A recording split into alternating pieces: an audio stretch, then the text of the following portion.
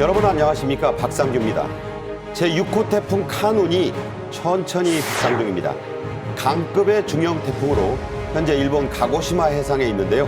오늘 밤에 제주 인근에 도착해서 내일 새벽부터는 한반도를 남에서 북으로 관통할 것으로 예상됩니다. 정부는 전국으로 분산된 세계 잼버리의 안전한 진행에 총력을 경주하고 있습니다. 위원장인 윤석열 대통령과 김관진 부위원장이 참석한 국방혁신위원회 2차 회의가 어제 열렸습니다. 날로 강화되고 있는 북한의 드론 전력에 대한 대응 방안이 집중적으로 논의됐는데요. 자세히 전해드리겠습니다. 먼저 정혁진 변호사, 이동석 전 대통령실 행정관과 함께하겠습니다. 어서 오십시오. 네. 안녕하세요. 전국 8개 지역으로 분산돼서 치러지고 있는 세계 잼버리의 후반전이 원활하게 진행되고 있습니다. 그런데 강한 중형 태풍으로 한반도를 관통할 것으로 예상되는 6호 태풍 카눈 때문에 우리의 방제는 물론이고 잼버리 운영에도 일대 비상이 걸렸습니다. 먼저 주제 영상으로 보시죠. 모두 1014대의 버스가 각 행선지로 순차 출발하고 있습니다. 대상 인원은 156개국 3만 7천여 명입니다.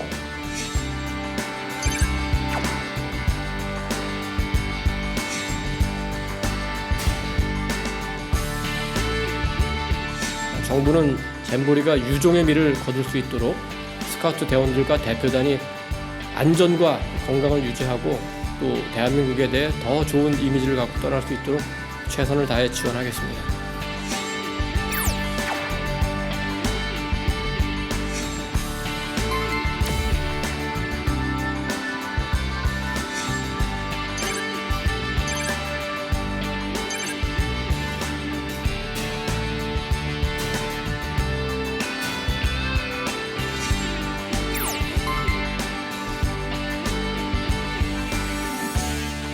사망그룹 잼버리의 슬로건인 Draw Your Dream의 피나레를 강렬하면서도 화려하게 장식할 것입니다.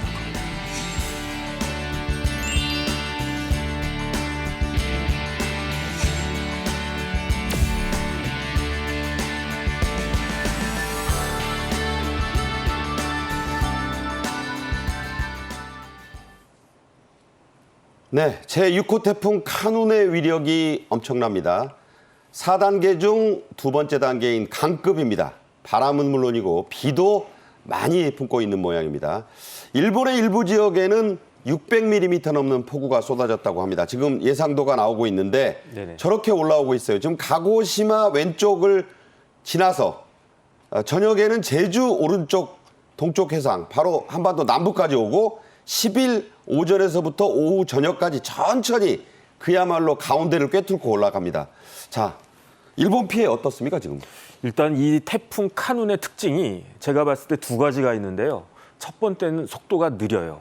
태풍이 와가지고 빨리 지나가면 좋겠는데 태풍이 천천히 가고 있어요. 그다음에 두 번째는 뭐냐면 수분을 많이 머금고 있어서 비가 많이 내리고 있대요. 네. 그래서 일본이 우리보다 먼저 그 카눈의 영향권에 있지 않았습니까? 네. 일본에서는 600mm가 내리기도 했대요. 그런데 지금 조금 전에 앵커께서 말씀하신 것처럼 카눈의 경로가 이렇게 바뀌는 게 아니고 기존 경로를 쭉 유지하고 있기 때문에 이제 내일 새벽 한 4시경에는 드디어 한반도에도 상륙한다라고 하니까 네. 여기에 대한 대비가 충분히 있어야 될 것 같습니다. 네, 말씀드린 대로 10일 새벽 3시쯤에는 제주도 바로 옆으로 지나갑니다. 그래서 우리나라가 직접 영향권에 든다는 얘기예요. 윤석열 대통령은 예정된 휴가를 하루 앞당겨서 끝냈습니다. 어제부터 바로 업무에 복귀했는데요. 먼저 제주도 해안에 긴급한 대피 명령을 발령했네요. 네, 맞습니다. 당장 현재 제주도가 비상입니다. 조금 전에 한 2분 전에 들어온 속보를 보면은 네. 지금 북상하면서 제주도에 상륙할 것이다. 제주도에 지금 강풍이 불고 있다. 이런 속보까지 전해지고 있거든요. 네네. 지금 당장 제주도가 비상인 상황에서 정부, 그러니까 대통령실에서는 4단계 최고 격상 비상 단계를 현재 발령한 상태입니다. 네. 일단 태풍이라고 하면은 이게 시계 방향으로 돌지 않습니까? 그렇죠. 그러니까 시계 방향에 오른쪽, 그러니까 동해안 선상으로 해서 현재 많은 피해가 예상되고 있어요. 그만큼 현재 비상이 걸린 상태이고 지금 제주도 일부 지역에서는 방파제를 접근할 시에 이제 200만 원의 과태료까지 부과할 수 있는 상태이거든요. 아예 접근하지 말란 얘기예요? 맞습니다. 정부에서는 비상상태를 내린 만큼 그 주변은 일반인들, 시민들께서 피하시는 게 어떨까 하는 생각입니다. 방파제 테트라포드는 아주 위험합니다. 이럴 때는 아예 접근 자체를 안 하시는 게 좋다는 얘기입니다. 중앙재난안전대책본부는 8일 오후 5시부터 위기경보 수준을 경계에서 최고 수준인 심각으로 올렸습니다. 비상근무도 2단계에서 3단계로 상향됐네요. 일단 위기 경보 단계가 관심에서 한 단계 높아지면 주의가 되고 주의가 경계가 되고 그다음에 경계가 심각이 되는데 기존에는 얼마 전까지는 경계였다가 이 위기경보 단계를 심각으로 올렸어요. 그다음에 비상근무, 공무원들의 비상근무 단계도 최고 3단계인데 3단계까지 올렸어요. 이 3단계는 1년 만에 작년에 흰남노라고 한 태풍이 와서 뭐 이런저런 인명피해가 있었는데 그 이후에 1년 만에 이제 최고 3단계까지 올라간 거고요. 하지만 이제 중대본이 본부장이 그 행안부 장관 아니었겠습니까? 그렇죠. 행안부 장관이 그 계속 뭐 이렇게 저렇게 있다가 요번에 복귀하셨으니까 아마 지난번보다는 훨씬 더 준비가 철저하게 잘 이루어질 것으로 그렇게 생각이 됩니다. 네. 자, 태풍 6호 카눈이 지금 어디에 와 있고 어떤 영향을 미칠지 지금부터 직접 연결을 통해 알아보겠습니다. 기상청 우진규 예보 분석관이 전화로 연결되어 있습니다. 우 분석관님 나와 계십니까? 네, 안녕하세요. 네. 자, 현재 카눈의 위치가 궁금하고요. 예상 경로 자세히 좀 전해 주세요. 네, 현재 태풍 카눈의 위치, 일본 규슈 남서쪽 해상 인근에서 지금 굉장히 이동 속도가 느린 상태로 회전 중에 있습니다. 앞으로 이 네. 태풍은 점진적으로 북상할 것으로 예상이 되는데요. 앞으로 내일이 되겠습니다. 내일 아침에서 오전 사이가 되면 우리나라의 남해상 중에 전라도와 경상도의 경계가 되는 이 남해안 인근으로 상륙을 해갈 것으로 예상을 하고 있고요. 그 이후에 이 태풍은 약 20km의 시속 20km의 속도를 내면서 우리나라 중앙부를 통과해서 11일 정도에는 우리나라 북쪽에 있는 휴전선을 넘어 북한 쪽으로 이동해 나갈 것으로 예상을 하고 있습니다. 네. 지금 이번 6호 태풍 카눈에서 가장 우려되는 점이 한반도를 남에서 북으로 관통한다는 데 있어요. 이 예상이 바뀔 가능성은 없습니까? 네, 우리가 그러한 경로 부근에 대해서 우려하고 있는 부분은 다소 서편향 가능성이 있다라는 부분은 계속해서 언급이 되고 있습니다. 그런데 이 태풍의 중심은 태풍의 강한 강풍 반원에 비하면 굉장히 적은 영역이라고 할 수가 있고요. 앞으로 경로 변동성이 다소 있지만 여기서 몇십 킬로미터 정도 동쪽 또는 서쪽으로 이동 경로를 바꾼다 하더라도 태풍이 강풍 반원이 300km가 넘거든요. 이러한 얘기는 우리나라 전역이 태풍에 동반된 강한 비바람의 영향에 모두 속한다고 보시면 되겠습니다. 태풍의 이동 경로 네. 조금 더 변동되더라도 우리나라 전역에 태풍의 영향을 받는다라는 큰 시나리오에는 앞으로 변해갈 어떤 변수들은 없을 것으로 보이고요. 이에 따른 위험도나 각별한 대비가 필요한 상황입니다. 네. 지금은 이제 A급, B급으로 하지 않고 강, 중, 약 이렇게 분류해서 이번 6호 태풍 카눈은 강도가 강이라고 하는데 시청자분들이 느낄 때 이게 어느 정도의 위력이 있는 건지 또 피해가 얼마나 될지 궁금하거든요. 네, 태풍이 강한 세력을 갖고 있다라고 하는 것은 최대 순간 풍속이 제일 강할 때는 초속 40m가 넘습니다. 이렇게 되면 네. 순간적으로 부는 바람에 의해서 이 옥에 설치된 여러 가지 시설물들, 입간판이라든지 어떤 전신주의 선이라든지 그 외 기타 바람에 의해서 날아갈 수 있는 물건들은 적치물들은 모두 공중으로 떠오를 수가 있다라는 내용이 되겠고요. 그리고 네. 특히나 기존에 설치되어 있던 많이들 보시는 도로상의 신호등들 그리고 그 밖에 조금 더 집안이 그러니까 구조물이 약간 약하게 구조가 되어 있는 여러 가지 시설물들은 뿌리째 뽑혀 나갈 수도 있고 시설물들의 일부가 바람에 의해서 파손이 될 수도 있습니다. 매우 중요한 사실은 이런 것들이 파손돼서 공중으로 바람에 의해 떴을 때 이 2차적으로 이 길가에 있던 야외에 있던 이 사람들에게 덮칠 수 있다라는 가능성이 매우 높기 때문에 이러한 강한 바람들이 불 때는 특히나 강한 비바람이 동반될 때는 이런 2차적인 피해가 더 우려되는 상황이기도 합니다. 네. 뿌리채 날아다니는 그런 그 구조물에 맞을 수 있으니까 외출에 각별히 신경을 써달라는 말씀이에요. 자, 문제는 또 7호 태풍이 준비되고 있습니다. 일본 쪽으로 오던데요. 우리나라의 영향은 얼마나 미칠까요? 네, 아직까지 이 부분은 결론적으로 말씀드리면 미지수입니다. 우리나라 쪽 올지는 아직까지 알 수가 없는데 그 이유가 이 7호 태풍란 앞으로 점차 서진에서 북서진으로 바뀌며 일본 남동쪽 해상까지 위치할 것으로 예상이 됩니다. 약 14일까지의 경로가 예상이 되고 있는데요. 문제는 이번에 6호 태풍이 우리나라를 관통하면서 이 주변에 있는 기압계를 굉장히 강한 소용돌이로 인해서 이 흐트러지게 만들어 놓을 것으로 예상이 되고요. 다음에 다시 우리나라 쪽에 이 8월 달까지 영향을 주는 북태평양 고기압과 티벳 고기압이 얼마나 빠르게 자리를 잡냐에 따라서 이 우리나라 주변에 강한 바람의 세력이 구조가 되고 그 강한 바람들이 이 7호 태풍에 영향을 줄 수가 있습니다. 아직까지 이러한 2단계 정도의 변화 과정이 남아있기 때문에 이 7호 태풍 란에 앞으로 우리나라 쪽에 영향을 줄지에 대한 여부는 조금 더 시일이 지난 후 태풍이 통과하고 우리나라 쪽에 주된 기압계의 형태가 구조화될 때 조금 더 구체화될 것으로 보이고 있습니다. 네. 말씀 주신 대로 당장은 6호 태풍 카눈이 관심사입니다. 이 태풍의 피해를 최소화하기 위해서 어떤 것들을 주의해야 할지 좀 요약해서 말씀 주시죠. 네, 가장 중요한 것은 태풍이 가장 영향을 줄 것으로 예측이 되고 있는 오늘 오후부터 이 11일 새벽까지가 되겠습니다. 가급적 외출을 자제해 주시는 것이 무엇보다 중요하고요. 계속해서 기상 정보나 이 유관 기관 지자체들 그리고 행안부에서 발표하는 정보들을 토대로 해서 현재 내가 속한 지역이 태풍의 어느 영역에 속해 있는지를 정보로 습득하시는 게 좋겠고요. 경우에 따라 이 재난 문자나 대피 명령이 발표되는 지역을 중심으로는 신속하게 이 주변에 있는 지자체나 행안부의 안내에 따라서 행동해 주시는 것이 무엇보다 중요합니다. 네. 자, 지금 말씀 잘 새기셔서 행동의 유념 각별히 하셨으면 좋겠습니다. 지금까지 기상청의 우진규 예보 분석관이었습니다. 말씀 잘 들었습니다. 고맙습니다. 네, 감사합니다. 네. 윤석열 대통령은 업무에 복귀하자마자 세계 잼버리 진행 상황부터 챙겼습니다. 대통령실 대변인의 발표로 직접 들어보시죠. 150여 개국에서 모인 4만 5천 명의 스카우트 대원들은 고국으로 돌아가면 모두가 대한민국이 어떤 나라인가에 대해 얘기할 것이라면서 우리 국민 한 분 한 분이 대한민국의 홍보대사라는 마음으로 각국 스카우트 대원들을 대해줄 것을 당부했습니다. 정부는 잼버리가 유종의 미를 거둘 수 있도록 스카우트 대원들과 대표단이 안전과 건강을 유지하고 또 대한민국에 대해 더 좋은 이미지를 갖고 떠날 수 있도록 최선을 다해 지원하겠습니다.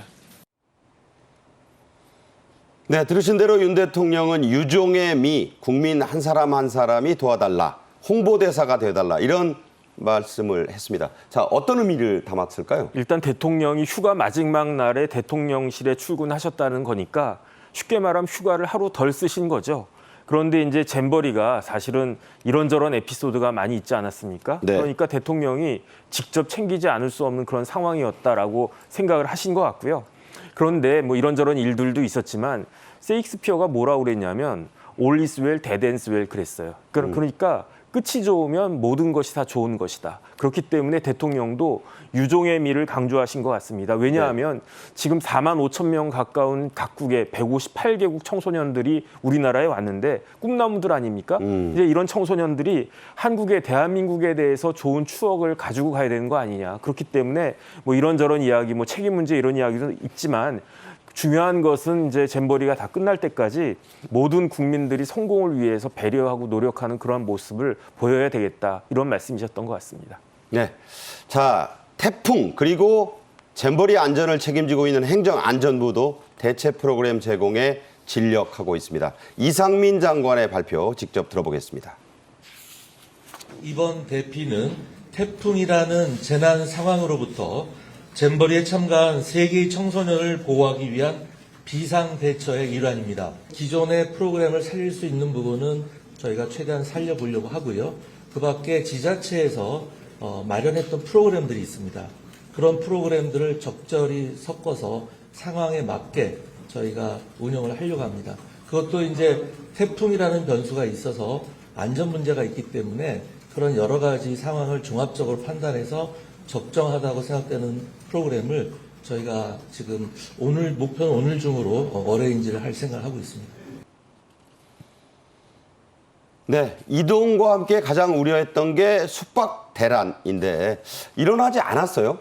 그러니까 이제 3만 7천 명. 왜냐하면 이제 4,500명 영국 대원들 먼저 빠졌고 1,500명의 이제 미국 대원들은 캠프 험프리즈로 가지 않았습니까? 그렇죠. 남아 있는 그 대원들이 한 3만 7천 명 됐다라고 하는데 버스 1,000여 대로 이제 다 그 분산을 갖다 시킨 거죠.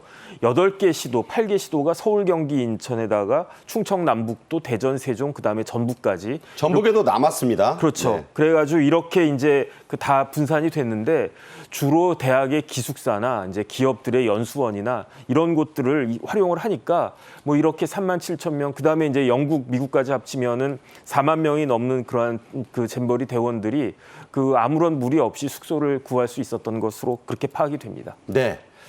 경찰 기동대 20개가 투입됐고 교통경찰 500여 명이 투입해서 이른바 칸보이도 했어요. 숙소 인근에 대한 순찰 강화도 착수했다고 하네요. 네, 맞습니다. 무엇보다 안전이 가장 중요시 되겠죠. 혹시 모를 사고에 대비해서 대규모 경찰 병력이 투입이 됐습니다.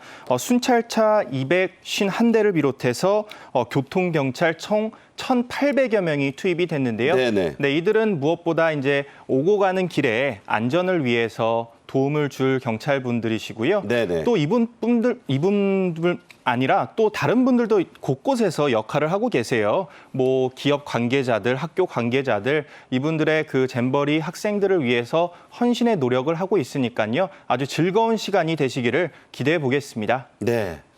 식품의약품안전처도 처장이 직접 나섰습니다. 잼버리 대원용 시설들을 일일이 방문해서 급식 시설의 위생 그리고 안전관리 현황을 점검했네요. 사실 처음에 이해할 수가 없었던 게 이게 위생 문제였거든요. 어떻게 2023년 대한민국에서 위생 문제가 있을 수 있겠는가.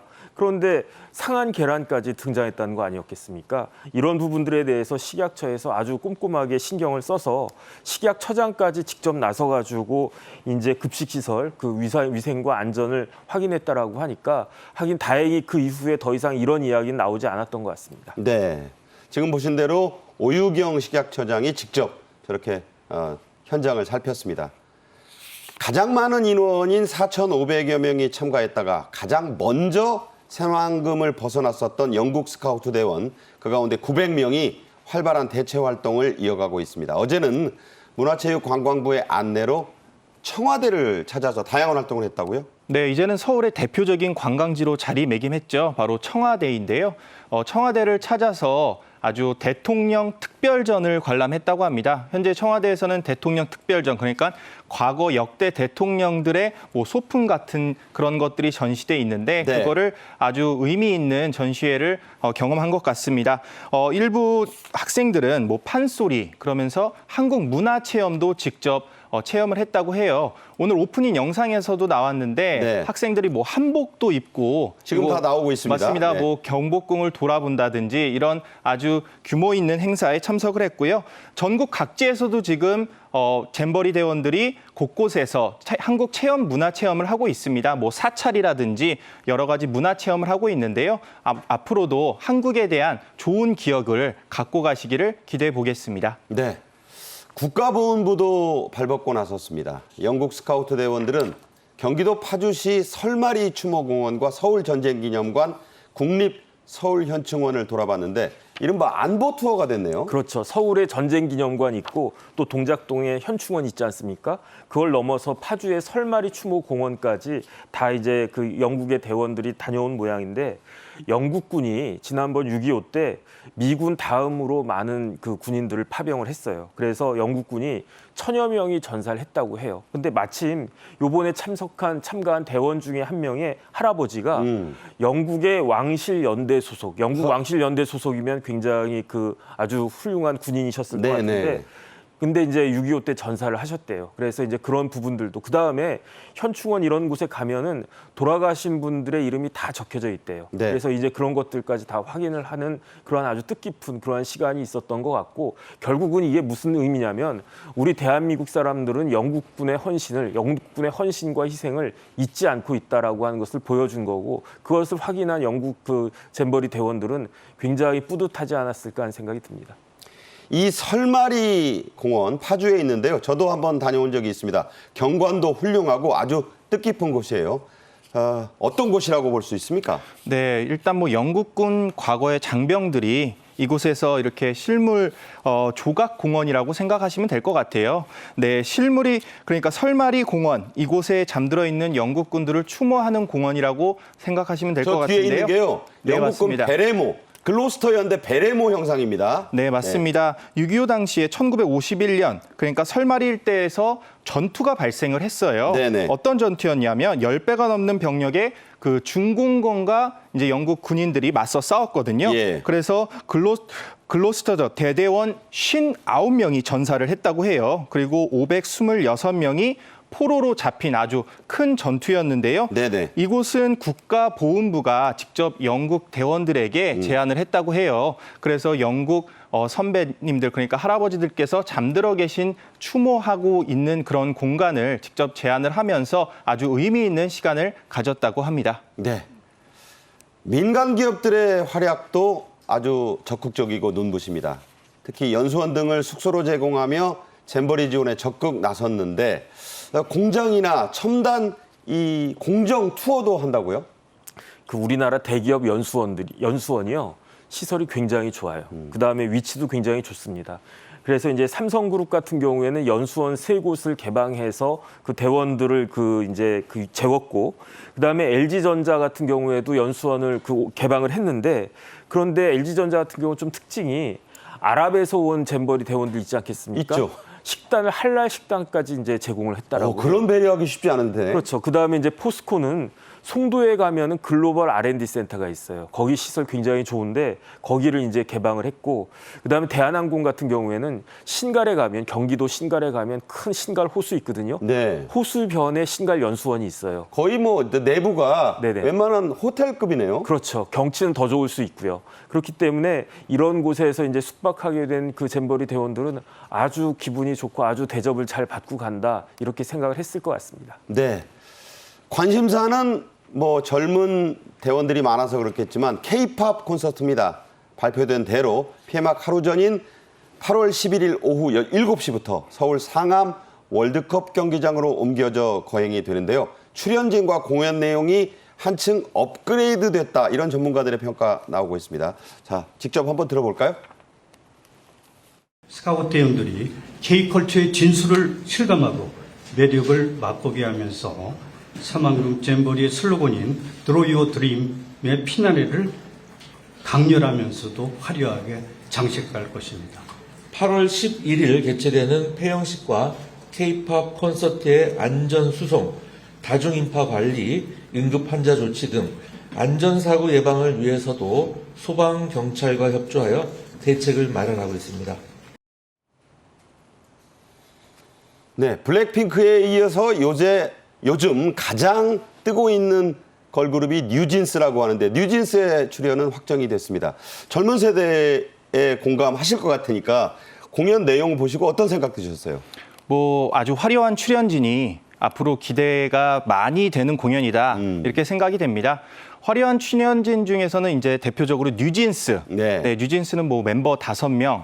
그리고 뭐 저도 제 아들이 뉴진스를 좋아해서 알고 있는데 뭐 한이 그룹 그러니까 멤버 한이가 요즘 가장 많이 핫하다고 하는데요. 네네. 뭐 뉴진스에 이어서 현재 뭐 마마무 그리고 뭐 제로베이스원, 재배원이라고 이렇게 줄여서 말하더라고요. 예, 예. 네, 그런 요즘 가장 핫한 가수들이 총 출동을 하게 됩니다. 뭐 앞서 말씀드렸다시피 가장 중요한 공연, 그러니까 대원들이 가장 기대하고 있는 곳이 바로 이번 피날레인 공연일 것 같은데요. 아주 안전한 그런 방식으로 잘 치러지기를 기대해 보겠습니다. 네.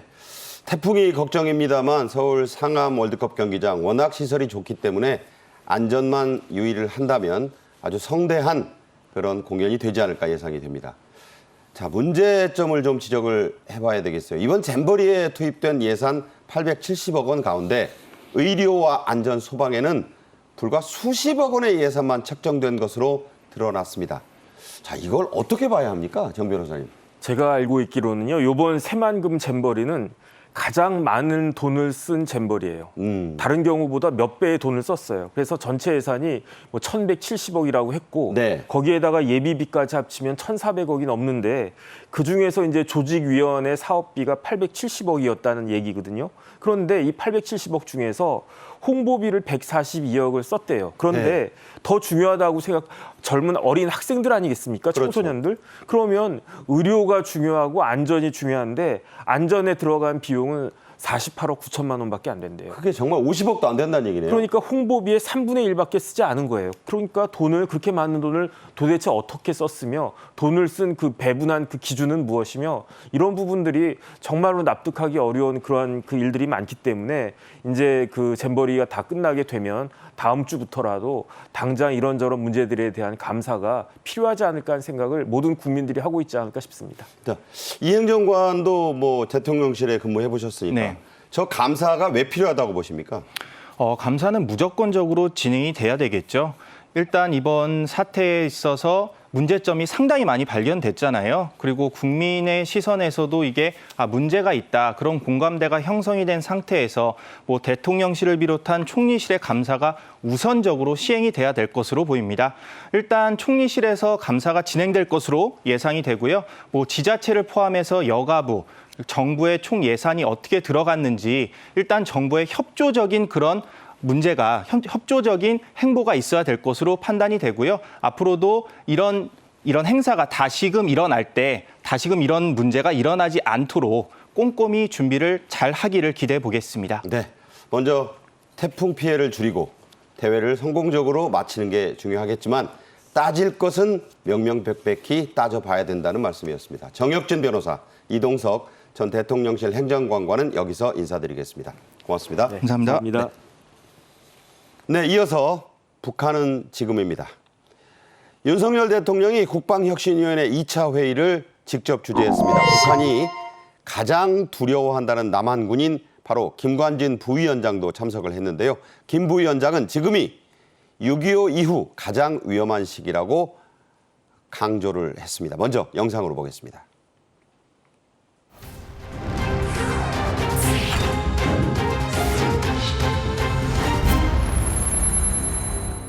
9월 창설되는 드론 작전 사령부의 임무가 막중합니다. 북한 무인기 도발 시 방어 작전을 주도하고 공세적 전력 운영을 통해 군의 단호한 대응 의지를 보여줘야 합니다.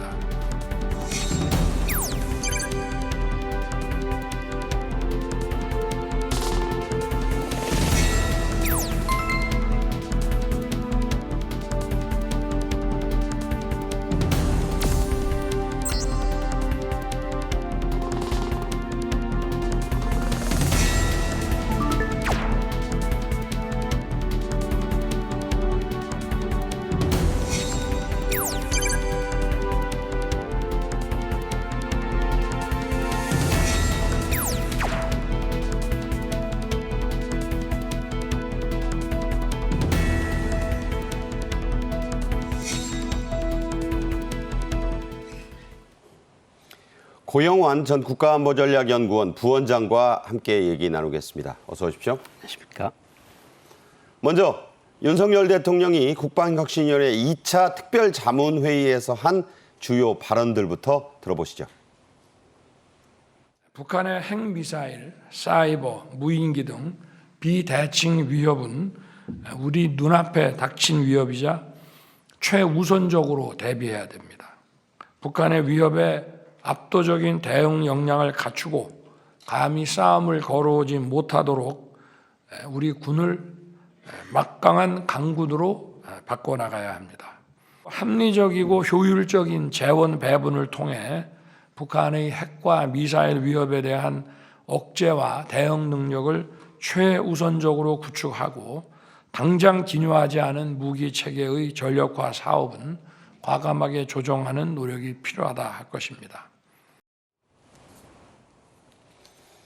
사실상 국방혁신위를 실무적으로 지휘하고 있는 김관진 부위원장은 지금이 6.25 전쟁 이후 가장 위험한 시기라고 했습니다. 이 발언을 직접 좀 살펴보면요. 북한의 핵능력 고도화시킨 현 시점이 6.25 전쟁 이후 가장 위험한 시기다. 대응을 위한 삼축 체계를 구축하고 장병의 교육 훈련 강화 등 이런 것들이 지금 중요한 시기다 이런 얘기를 했거든요. 자, 이 발언 어떻게 우리가 해석해야 됩니까? 실제로 지난 7월 22일 날 마크 밀러 미 합참의장도 이 비슷한 소리를 했어요. 가장 한반도가 지금 며칠 내에 전쟁이 터질 수도 있다고 그렇게 이야기를 했는데 이런 한미 군 지휘 위기 인식이 똑같습니다. 얼마든지 언제든지 전쟁은 일어날 수 있다. 네. 그리고 북한이 핵사용 문턱을 낮추고 핵과 미사일 강화에 전력을 기울이고 핵무력 법제화까지 하니까 아주 위험한 시기다. 이런 말씀을 하신 것 같습니다. 네.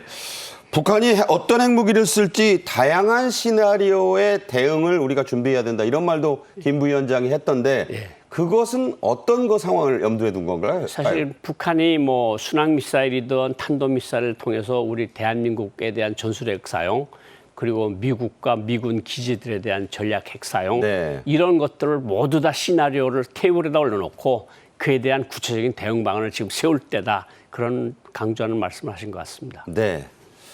앞서 들으신 윤 대통령의 발언 그리고 김 부위원장의 이런 발언 두 분은 한 목소리로 북한의 핵과 미사일에 대한 단호한 대응을 강조했습니다. 자, 이렇게 이 부분을 특별히 강조한 이유가 뭐라고 보십니까? 지금 뭐 북한이 사실은 핵과 미사일, 사이버, 무인기 이 부분에 집중을 하고 있거든요. 그리고 뭐 김정은의 오직 하나의 관심사는 핵과 미사일에 아주 집중돼 있으니까 네. 이런 데에 대한 우리 대책을 세워야 된다. 우리 군사 순위도 좀 바꿔야 될 것 같고 그래서 군사혁신위가 여러 가지 조언들을 국방부 장관이나 윤석열 대통령에게 제안을 하는 그런 혁신위원회 회의를 한 것 같습니다. 네.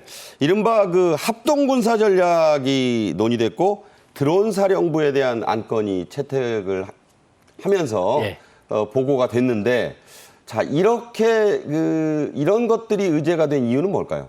사실은 러시아 우크라이나 전쟁을 하면서 무인기가 전쟁이 게임 체인저로 등장을 했습니다. 네. 그리고 북한도 여기에 많은 노력을 기울이고 있고 뭐 열병식 때도 무인기가 나왔는데 그래서 우리가 사실은 드론 작전 사령부를 만들자는 게 지난해 말부터 이야기했었고 아마 올해 9월 초에 이제 아마 드론 작전 사령부가 만들어질 것으로 이렇게 생각이 되는데 네. 어쨌든 북한의 고도화되는 저런 도발에 우리가 아주 공세적으로 뭐 대통령 말씀에도 공세적으로 대응을 하라는 그런 말씀이 있었거든요. 네. 아마 드론 작전 사령부를 만들어서 북한의 도발을 아예 억제하는 수준까지 가는 그런 목적인 것 같습니다. 지금 말씀하신 대로 이제 9월이면 한 달쯤 뒤에 출범을 하고 그리고 공세적으로 전력을 운용하라는 그 공세적이란 말에 밑줄이 그어져 있거든요. 예. 자, 어떻게 하라는 게 그런 뜻입니까?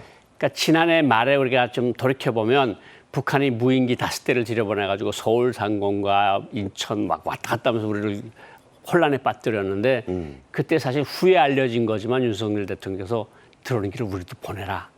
그런데 들어가서 보냈는데 북한은 그걸 알지도 못했어요. 그렇죠. 그래서 예. 지난해 12월 31일 날 북한이 중앙군사위원회 비슷한 회의를 열고 국방상 총참모장 다 바꿨습니다. 네. 그러니까 북한이 일격을 당한 거죠.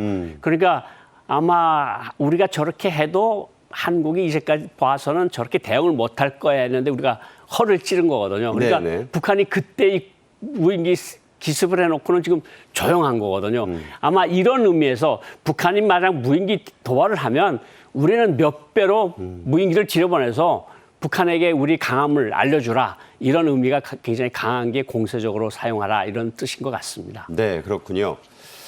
직접 드론 사령부 창설을 지시했고 9월 출범을 예고해 놓고 있는 만큼 윤 대통령은 드론 작전 사령부의 책임은 실로 막중하다고 했습니다. 역시 직접 들어보시죠. 내달 9월 창설되는 드론 작전 사령부의 임무가 막중합니다. 북한 무인기 도발 시 방어 작전을 주도하고 공세적 전력 운영을 통해 군의 단호한 대응 의지를 보여줘야 합니다. 자, 윤 대통령은 특히 드론의 실전 훈련을 특별히 강조했습니다. 자, 이 실전 훈련 왜 중요한가요? 실제로 드론 사령부 이런 말이 나오기 시작한 게 얼마 안 되거든요. 이게 뭐 아까도 말씀드렸지만 러시아 우크라이나 전쟁으로 인해서 전 세계가 이제 신경을 쓰는 분야인데 사실 여기 드론을 실제로 훈련을 가지고 훈련을 해봐야 되고 특히 윤 대통령께서 저렇게 말씀하셨어요. 군인 정신으로 무장하라. 이게 왜 그런 말씀을 하시는 것 같은가 하면 드론 작전 사령부는 적군을 직접 보지 않고 싸움을 합니다. 아, 그러니까 이 강력한 대적관을 가지고 않고서는 이게 약간 놀이가 아닌가 하는 식으로 대할 수도 있기 때문에 아하. 저런 말씀을 해서 이 특히 드론 작전 사령부야말로 다른 데와는 달리 더 강력한 대적관과 정신 전력을 가져라. 이런 말씀을 하신 것으로 그렇게 볼 수 있을 것 같습니다. 네. 자, 그런데 우려가 또 있어요. 드론 없는 드론 사령부가 되지 않겠느냐 이런 말이 제기됐다고 하는데 자, 대체 어떻길래 저런 지적이 나왔습니까? 실제로 드론을 지금 우리가 시작한 지가 얼마 되지 않지 않습니까? 그러니까 지금 한참 제작하고 연구하고 지금 그러는 도중에 어쨌든 사령부를 빨리 만들어서 사령부가 이제 그 모든 것을 조율하면서 전력화를 빨리 해야 되니까 이제 사령부를 만들어 놓는데 일단은 무인기 생산이랑 이런 것들이 따라가지 못하니까 저런 우려들이 일정한 정도로 되는데 일단은 지금 포천에 뭐 육공병단인지 있었던 자리에다가 저걸 한다고 그러는데 또 지역 주민들 사이에서 또 말이 또 많은가 봐요. 아, 시끄러우니까? 시끄러운 소리가 날 거다. 뭐 무인기가 돌아다니다 우리 집에 떨어지면 어떠냐.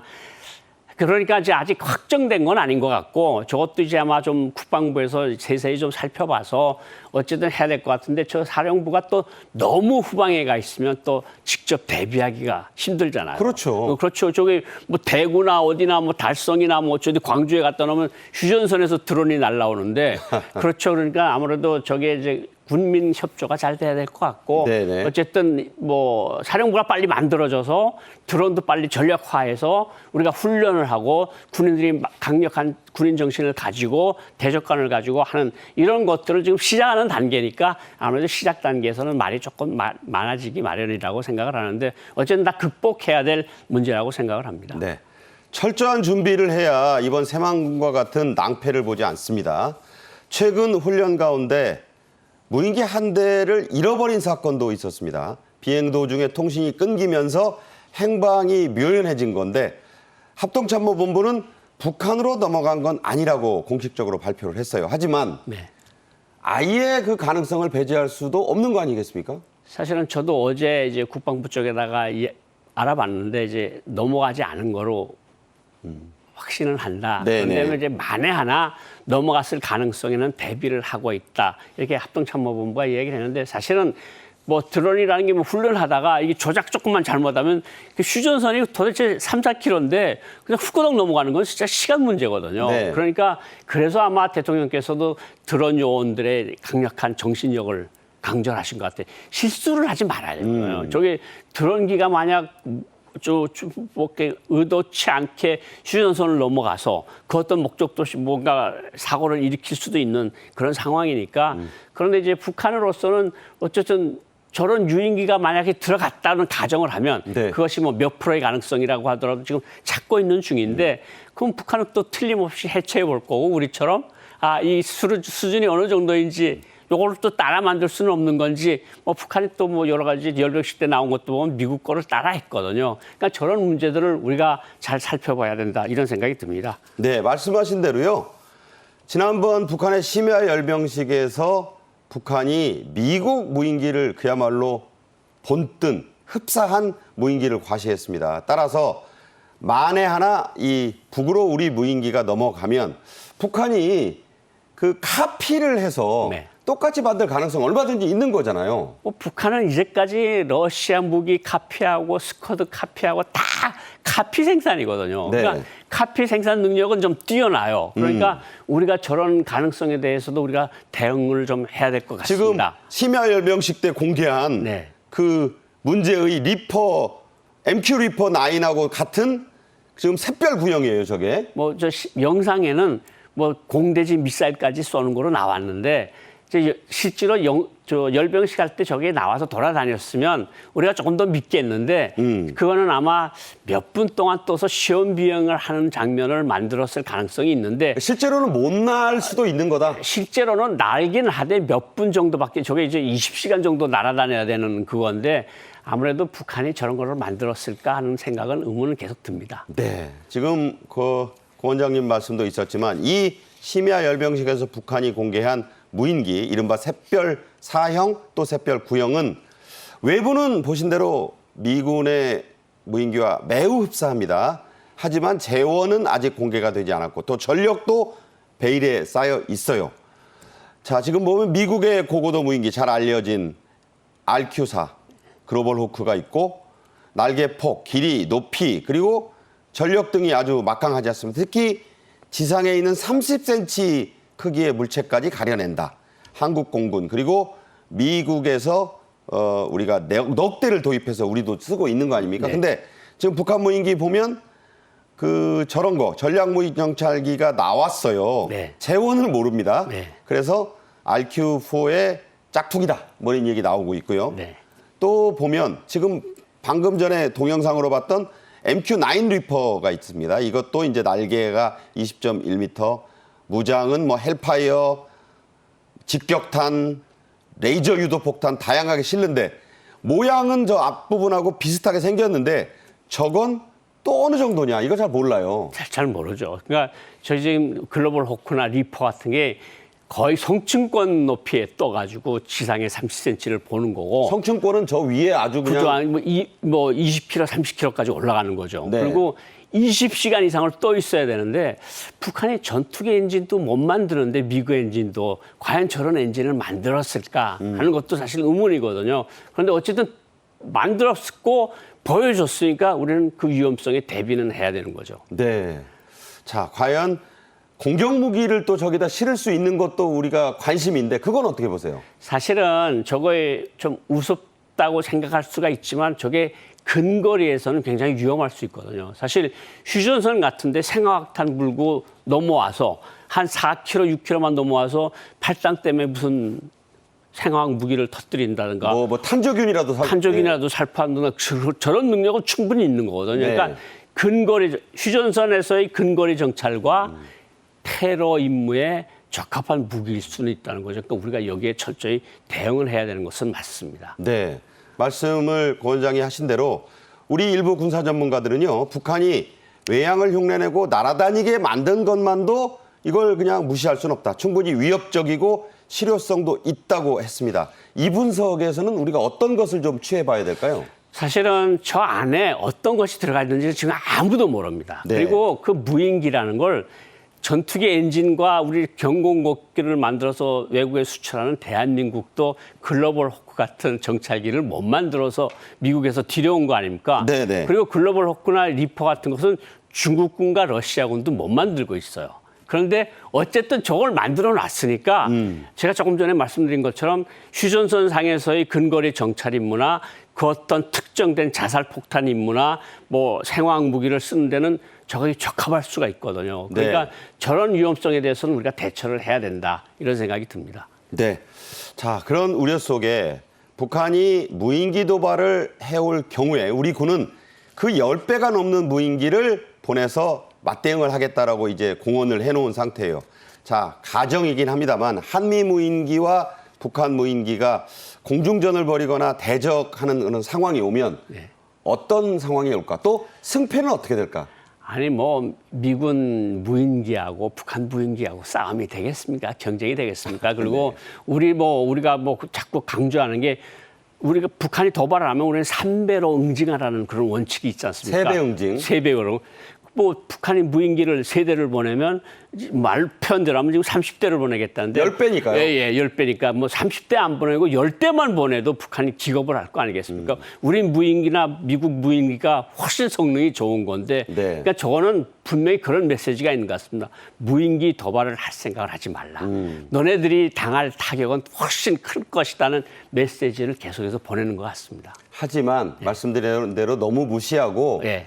뭐 북한이 뭘 하겠어 짝퉁이나 만들지라고 생각해서도 안 된다. 절대로 안 되죠. 네. 그러니까 팔당댐이나 뭐 이게 식수원이 정말 몇 킬로 바깥에 있는데 여기까지 날아올 능력은 북한이 충분히 가지고 있거든요. 전에도 왜 청와대 상공까지 와서 이렇게 용산 마포까지 훑고 갔다는 거 아닙니까? 갔잖아요. 그리고 네. 한 대도 격추를 못했고. 그러니까 저걸 장난감 정도로만 보다간 정말 큰 코 다친다. 네. 중요한 말씀이라고 저도 생각이 됩니다. 고영환 원장님과 말씀 나누고 들었습니다. 고맙습니다. 감사합니다. 오늘 저희 정책엔 이슈가 준비한 소식은 여기까지입니다. 계속 말씀드리지만 현재 저희 유튜브에서 정책엔 이슈에 대한 퀴즈 이벤트가 진행되고 있습니다. 많은 관심, 참여 부탁을 드리겠습니다. 오늘도 시청해 주신 여러분 고맙습니다.